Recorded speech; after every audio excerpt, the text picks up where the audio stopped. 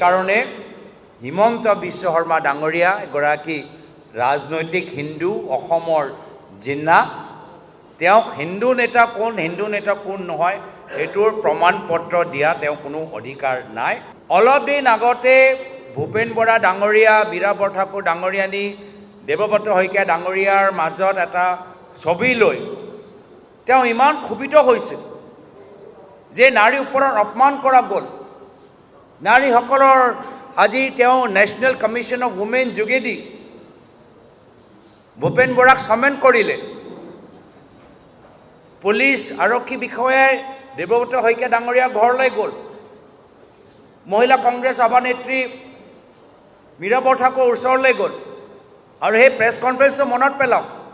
সেই সময়ত হিমন্ত বিশ্ব শৰ্মা ডাঙৰীয়া নাৰী সন্মানৰ ক্ষেত্ৰত ভূপেন বৰা ডাঙৰীয়া কিমান গালি পাৰিছে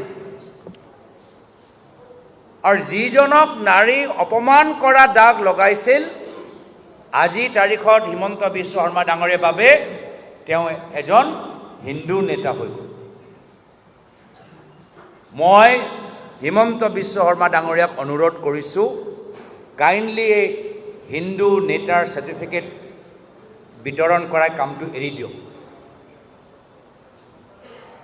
যিজনক আপোনালোকে ক'লে যে নাৰী অপমান কৰিছে ইমান লজ্জিত হ'ল আপুনি, সেইজনকে আপোনালোকে একদিনৰ পিছত আপোনালোকে স্বাগতম জনাইছে আৰু এখেতক হিন্দু নেতাৰ আখ্যাত দিবলৈ বিচাৰে।